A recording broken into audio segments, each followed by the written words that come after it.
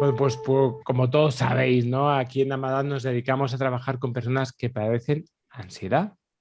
Así que no se nos ocurría a nadie mejor, ¿no? Como nuestra siguiente invitada, que, bueno, pues alguien que se ha incorporado a trabajar con nosotros, con nuestro equipo, que está ya con nosotros, que forma parte de la gran familia Madag y nada, pues queríamos también charlar con ella, que la conozcáis y bueno, y de paso tener una charleta un poco acerca de la ansiedad. Bueno, pues ella es Rosa Benito y hoy está aquí para hablarnos también de ansiedad, de cómo trabajar con ella, pero bueno, con algunos aspectos un poquito más específicos. Hablaremos, bueno, un montón de cosas. Hablaremos del control, hablaremos de la aceptación, hablaremos del compromiso. Bueno, hablaremos un poquito de todo esto con ella, con Rosa Benita. Así que bienvenida, Rosa. Encantada, encantada de poder pasar este ratito con vosotros, dedicar un tiempo a este espacio y que podáis conocerme un poquito más, ¿no? Así que encantada de pertenecer a esta gran familia. Un Bueno, poco Rosa, mafioso pues puede ser también, pero sí. Bienvenida y nada, yo voy a hacerte ya la primera pregunta para que empecemos ya con el tema. Así que, bueno, yo quería preguntarte acerca de tu trabajo, ¿no? De qué es, cómo es esto de dedicarse a trabajar con problemas de ansiedad y también que nos cuentes cuál ha sido tu motivación a la hora de dedicarte a trabajar con la ansiedad. Bueno, pues la razón por la que decidí empezar a especializarme en temas de ansiedad fue porque, como ya sabemos, la psicología es muy amplia, ¿no? Con muchísimas problemáticas y creo que intentar abarcar todas las problemáticas es complicado a la hora de querer conseguir eficacia. Yo soy una persona que cree en la dedicación y en la exclusividad y que esta nos permite tener un mayor manejo y un mayor conocimiento para poder afrontar mejor nuestro trabajo. Esto es igual que el traumatólogo especializado en operar rodillas, no va a conseguir los mismos resultados si opera un problema de columna, ¿no? Pues nosotros pues, igual. Así que pues eso, estarán ahora en Amadag, que es una asociación de referencia en agorafobia, pues para mí es todo un placer. mm, Y en cuanto a qué me motiva a la hora de dedicarme a trabajar con los trastornos de ansiedad, te diría que la fortaleza que vean los pacientes cuando nos ponemos manos a la obra, ¿no? Cuando empezamos a abandonar la conducta de lucha sobre la ansiedad y conseguimos un manejo mucho más óptimo, ¿no? La alegría que transmiten los pacientes al darse cuenta de que cada vez son menos esclavos de la ansiedad es lo que sin duda me engancha a seguir en este camino. Eso es lo que te diría que me motiva, mm. Chris.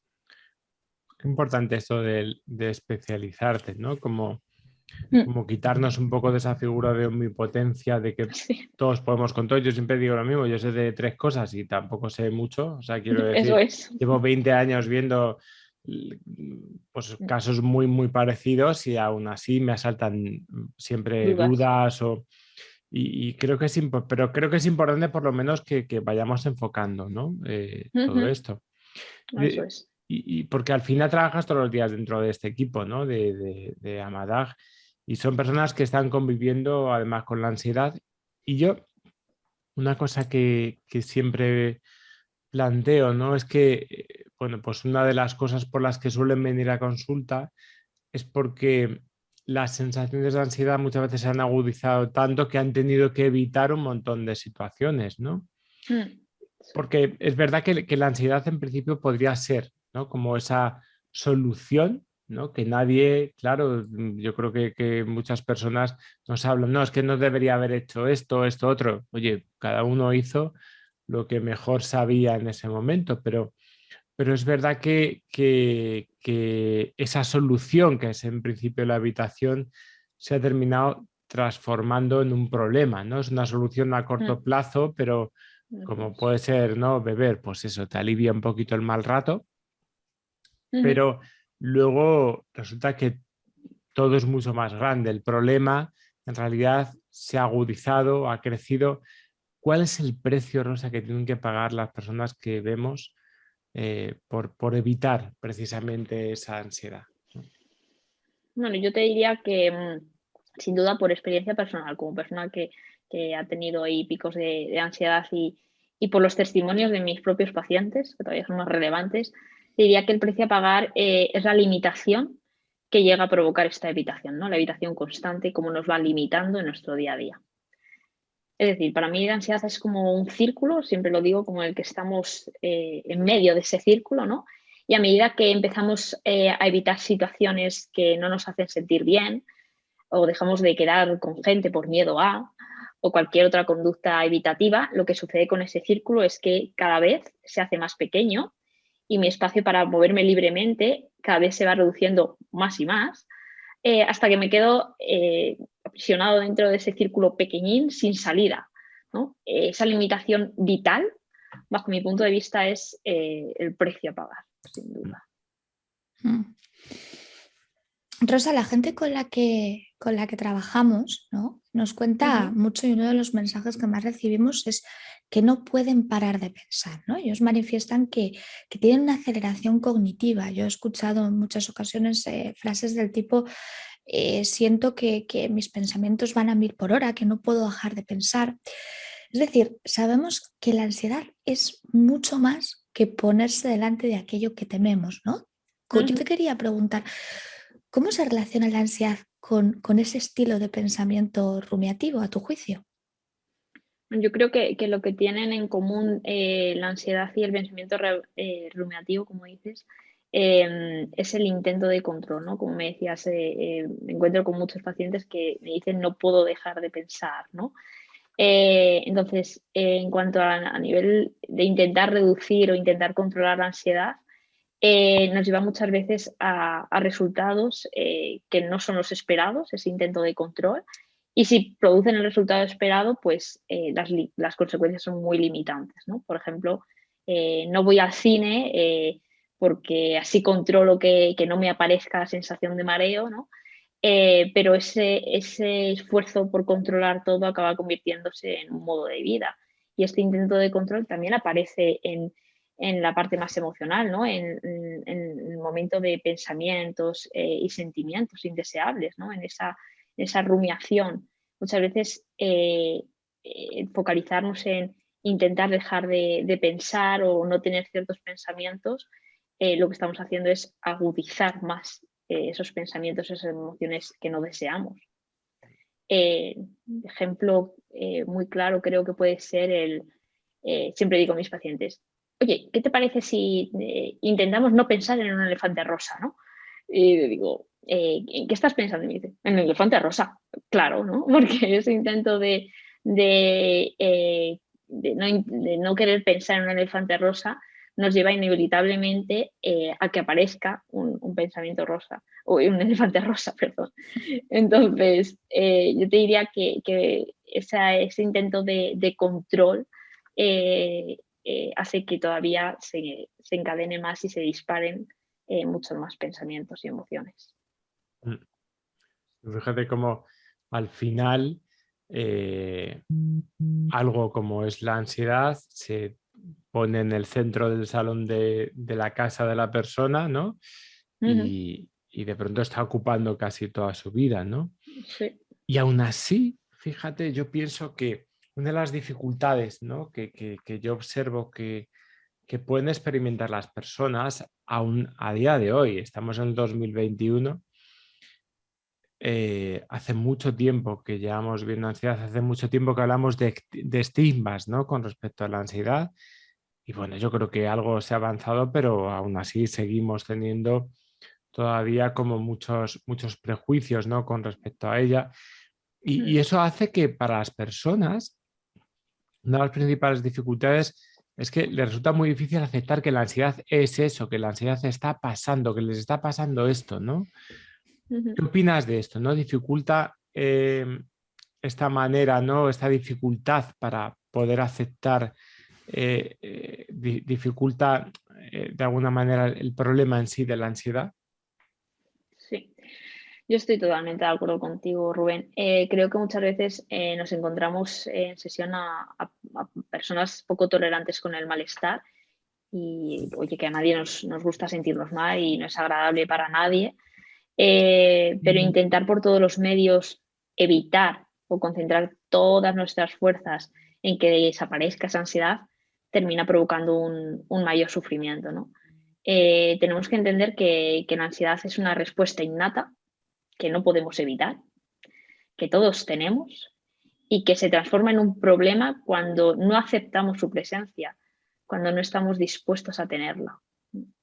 Entonces, aceptar que no se va a ir, que tiene la función de protegernos y mantenernos en alerta, que no nos sirve la lucha constante contra ella, que vamos a tener que convivir con ella y que vamos a tener que aprender a gestionar nuestras reacciones cuando aparece.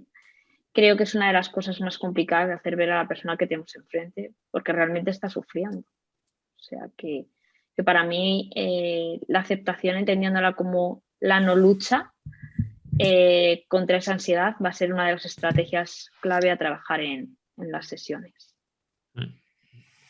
Sí, yo creo que es un tema muy interesante, ¿no? Porque podemos observar que cuando además no se produce una aceptación, ¿no?, de la problemática en sí, no simplemente el hecho de la experimentación de la ansiedad, sino de la aparición de un problema ansioso, ¿no? De lo que hablamos, por ejemplo, de una fobia y de cómo observamos que dificulta el tratamiento, ¿no? Es muy difícil poder intervenir y que la persona pueda hacer diversos cambios cuando esto que le está pasando no le tendría que estar pasando. Yo sí que soy partidista y creo en la importancia de reconocer el dolor de las personas que se enfrentan a realidades muy complejas, ¿no? Vivir con ansiedad de manera constante es algo muy difícil, ¿no? Cuando uno experimenta picos de ansiedad a lo largo de su vida de manera puntual, evidentemente no tiene que ver con la experimentación de muchos de las personas que vienen a consulta, que conviven con una sintomatología a niveles muy altas de manera constante y el derecho a la gente también inicialmente a negar, ¿no? Porque parece también que a veces hemos caído en una historia en la que tenemos que aceptar todo de primeras y que las personas casi tienen que dar las gracias y tienen que vivir como una oportunidad. Yo creo que incluso habiendo personas que después de haber pasado problemas relacionados con la ansiedad, sí que mandan mensajes del tipo, oye, pues yo agradezco esto que me ha pasado porque me ha hecho hacer cambios, ¿no?, que me he dado cuenta que antes no me venían bien. Yo reivindico también mucho el derecho de la gente a patalear inicialmente y a decir, joder, es que no quiero vivir de esta manera porque es complicado vivir de esta manera, ¿no? Total. Por eso digo que es una de las cosas más difíciles, ¿no? Porque decir a una persona hay que aceptar esto, pues es complicado. Es complicado porque tú puedes decir, bueno, sí, ya, claro, pero no la tienes tú, ¿no? Por eso me dices esto. Entonces es complicado. Claro, no hay diferencia, ¿no?, entre, un poco hablaríamos un poco entre ese aceptar y que se viva, ¿no? No sé si va Eso por es. ahí, que se viva como una resignación, ¿no? Sí, Porque eso es. resignar y aceptar no son la misma cosa, ¿no? Siempre digo que resignarte, digamos que es... Darte por vencido un poco. Sí, yo creo que la resignación tiene un punto siempre de más yogur, ¿no? De la resignación siempre tiene un punto de estoy enfadado y entonces pues ya está, pues dejo de jugar, ¿no? Porque no quiero jugar a este juego, ¿no? Al final. Eso es. La aceptación es entender, pues el juego sí que está difícil. Lo que pasa es que, bueno, vamos a ver, jugamos, ¿no? Voy a ver qué puedo hacer. Eso es. Pues hablando de la palabra aceptación, Rosa, yo quería hablar de las terapias que tienen un enfoque muy interesante a la hora de abordar el tratamiento de los problemas, de los trastornos relacionados con la ansiedad, que es la aceptación y compromiso, la terapia de aceptación y compromiso. Así que yo quería preguntarte qué crees que está aportando y qué es aceptar y qué es comprometernos dentro de este marco. Vale, pues bueno, el modelo, dentro del modelo de ACT, de esta terapia de aceptación y compromiso, lo que se propone y en lo que se trabaja es en transformar el sufrimiento relacionado con la ansiedad en un cambio significativo para la vida del paciente. Y esto pasa primero por aceptar, ¿no?, desde el enfoque que hemos dicho antes, aceptar que el sufrimiento y el dolor existen, pero no son lo mismo. Y bajo mi punto de vista, esto es una de las mayores aportaciones que hace el modelo de ACT, que a lo mejor no vemos en otros modelos, ¿no? Y dos conceptos claves en este modelo efectivamente es la aceptación y el comprometernos. La aceptación es el modo de transformar el sufrimiento aparentemente insoportable en dolor soportable. ¿Y esto qué quiere decir? Pues que tenemos que estar dispuestos a experimentar los pensamientos, los recuerdos, las sensaciones tal y como son, sin hacer nada para evitarlos, ni escapar de ellos, ni de las circunstancias que puedan provocarlas, ¿no? Sin esa lucha, sin esa evitación que nos lleva a consecuencias más negativas. Esta aceptación activa lo que permite al paciente es, yo creo que liberarse, ¿no? Y actuar llevando a cabo acciones hacia lo realmente importante y significativo para él, más allá de su malestar, más allá de la ansiedad, más allá de los miedos. Yo te diría que eso es comprometernos.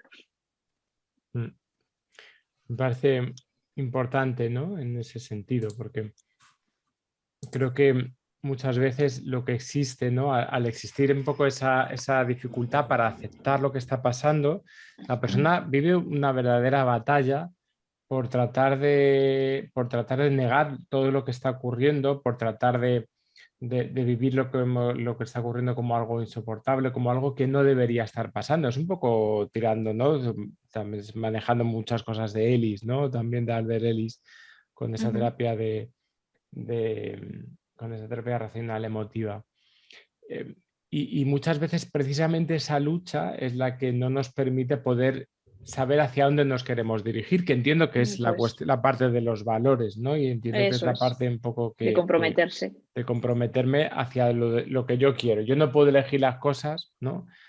Que van a pasar, pero sí puedo elegir hacia dónde quiero mirar, ¿no? De alguna manera es en el fondo un poco lo que habla de eso, ¿no? Y un poco esa sensación que hablábamos antes, un poco de no querer jugar a veces, de pues ya está, mientras la vida me sigue poniendo las cosas así, pues ya está. Pues había un dicho, una frase a mí que me gusta mucho que dice un poco algo así como, oye, si no hay café, no quiero chocolate, ¿no? Que viene a decir más o menos como la persona que viene en principio esperando algo, ¿no? Como tenía una idea de un café calentito, un café solo, un café maravilloso, y de repente le dicen, pues señor, no, la máquina está estropeada, aquí no hay café, ¿no?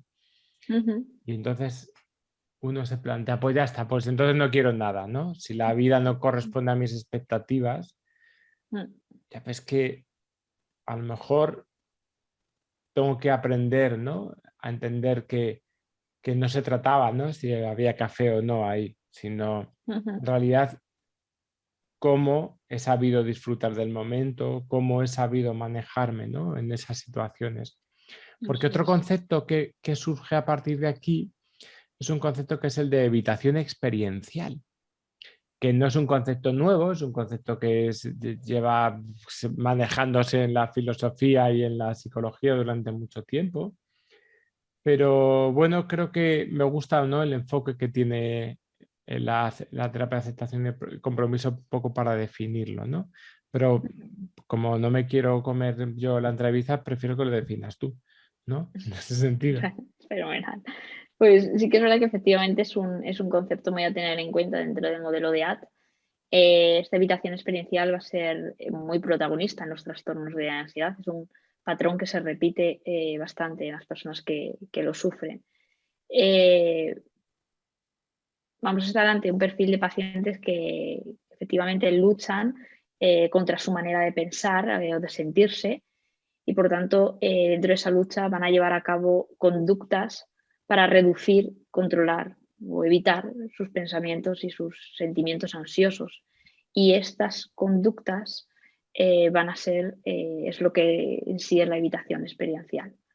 Entonces, la paradoja es que esos sentimientos y esos pensamientos son inevitables, es decir, no vamos a poder controlar, como decíamos antes, controlar o evitar que aparezcan. En lo que sí que vamos a poder trabajar es en cómo gestiono o cómo reacciono yo ante su presencia. Entonces, esa sería la definición, esas continuas conductas de escape o de evitación. Rosa, antes mencionabas la palabra insoportable y entiendo que tú también escucharás, ¿no? En el día a día una serie, un lenguaje, ¿no? Que muchas veces es muy, muy bélico, ¿no? De uno hacia sí mismo acerca de lo que es convivir con la ansiedad. Uno habla de estar a punto de perder el control, de prácticamente haber estado a punto de entrar en un colapso. Sí. Y es cierto que a veces los psicólogos podemos parecer un tanto pesados a la hora de modificar el lenguaje de las personas Sí. con las que trabajamos, ¿no? Pero ¿tú crees que somos lo que nos contamos? ¿Cómo crees que el lenguaje puede afectarnos a la hora de vivir los problemas de ansiedad? Bueno, estoy totalmente de acuerdo contigo en que somos muy insistentes en cambiar ese lenguaje, ¿no? O sea, muchas veces digo, pero ¿has escuchado lo que acabas de decir? ¿Lo has procesado, no? ¿Qué te acabas de decir? O sea, que estoy totalmente de acuerdo, sí.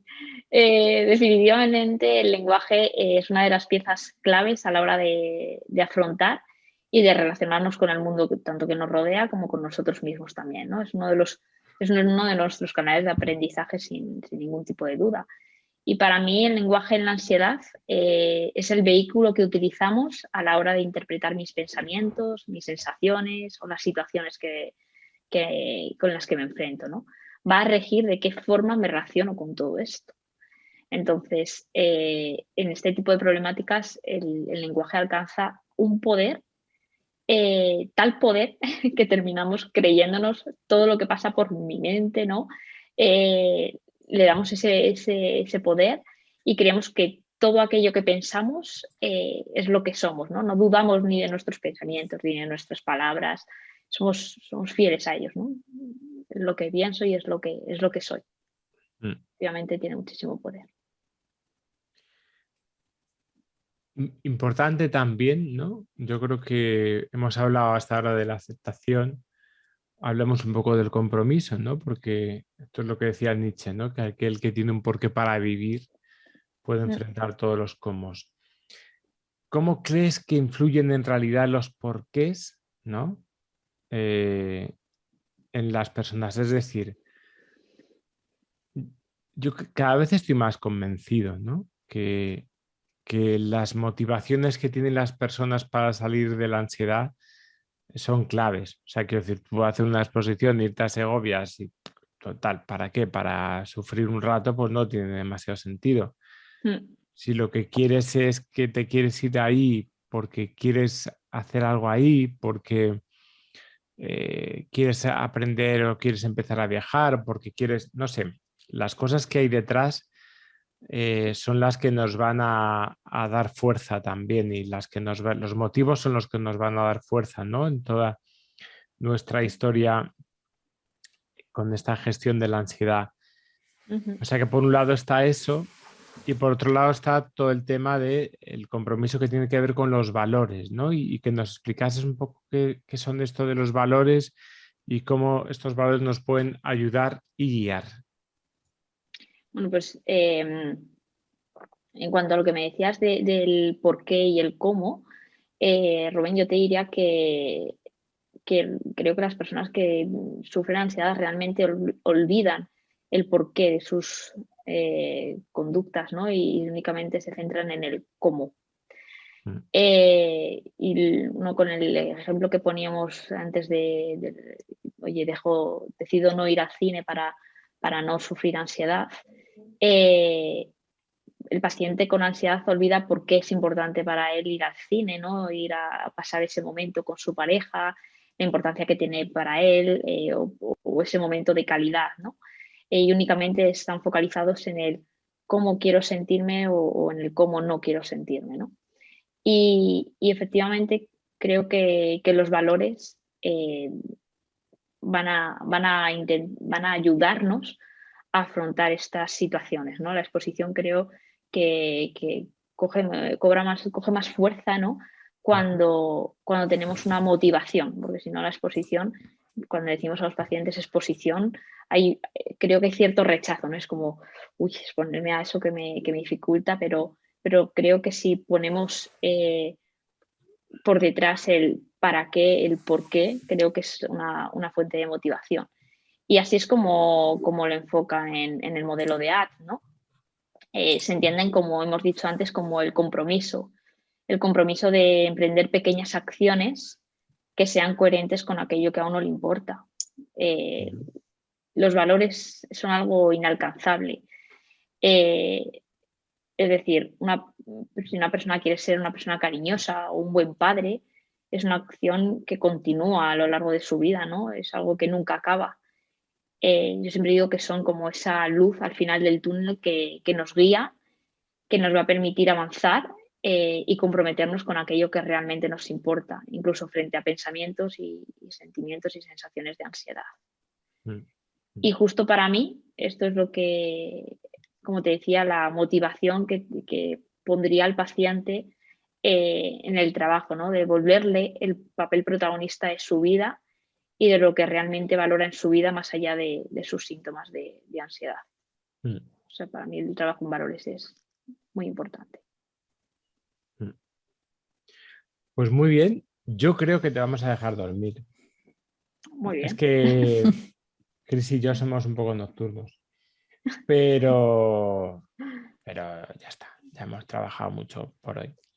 Nada, solamente agradecerte, Rosa, darte la bienvenida y sobre todo agradecerte y yo sé que vamos, va a ser una relación de largo recorrido y bueno, pues sobre todo tu esfuerzo, tu compromiso también con los pacientes. Gracias. Y bueno, pues sí que te invitamos también a que bueno, pues podamos compartir más espacios, ¿no? Tanto con nosotros como con otros invitados también en otras entrevistas también y aclarándonos, ¿no? más aspectos acerca de esta gestión de la ansiedad y de los modelos nuevos y de los modelos con los que son más idóneos para trabajar, cómo ha ido evolucionando también la psicoterapia, nuestra manera un poco de concebir la ansiedad, ¿no? Fenomenal. Así que muchísimas gracias. Nada, a vosotros. Gracias, Rosa. A vosotros por dedicarme este espacio. Nada, que sean muchas más. Nos vemos. Muchas gracias. Bueno.